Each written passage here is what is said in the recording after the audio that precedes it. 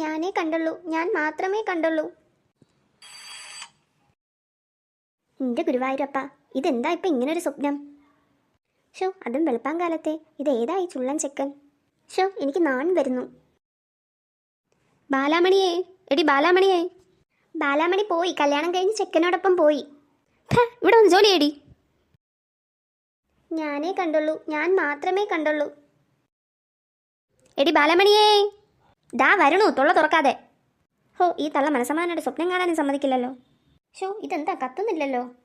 ആദ്യം നീ ആ ഗ്യാസ് ഓൺ ചെയ്, എന്നാലേ കത്തൂ. എന്തിനാ ഈ പൊട്ടിപ്പെണ്ണിനെ ഗ്യാസ് കത്തുമെന്ന് പറഞ്ഞ് മോഹിപ്പിച്ച്? എൻ്റെ കൃഷ്ണ, ഇന്ന് തുലാമാസത്തെ വൈകുണ്ഠ ഏകാദശി. നാട്ടിലെ പെണ്ണുങ്ങളായ പെണ്ണുങ്ങൾ മുഴുവൻ അവിടെ നമ്മുടെ മുമ്പിൽ കാത്തു നിൽപ്പുണ്ടായിരിക്കും കണി കാണാൻ. ഈ ബാലാമണി മാത്രം ഇവിടെ. അമ്മാമേ, ഞാൻ വന്നു. നീ ഏതാടാ കൊച്ചനെ? അമ്മാമേ, ഞാൻ മനു. ടേ, ഇവൻ കൊള്ളാമല്ലോ. കുറച്ച് ആക്ടിങ് ഇറക്കാം. ബാലാമണിയല്ലേ? ഹലോ, എന്തിനാ ഇങ്ങനെ നോക്കുന്നത്? ഹലോ. എന്നെ എങ്ങനെ അറിയാം? അമ്മ പറഞ്ഞിട്ടുണ്ട്. ഞാൻ മുമ്പ് എവിടെയോ കണ്ടിട്ടുണ്ട്. ആരെ? എന്നെയോ? ഞാൻ സ്വപ്നത്തിൽ കണ്ടിട്ടുണ്ട്. എന്നെയോ? ആ, നമ്പർ ഏറ്റു. ഇനി പതുക്കെ വീഴ്ത്തണം.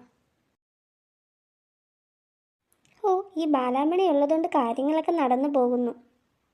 ബാലമണി 143. യവ എന്തോ നീ മാത്സ് പറഞ്ഞു പഠിക്കണേ? ആ, ബാലമണി 143. ഇതിന് വല്ല അരപ്പിരി ലൂസാണോ എന്തോ. ബാലമണി 143.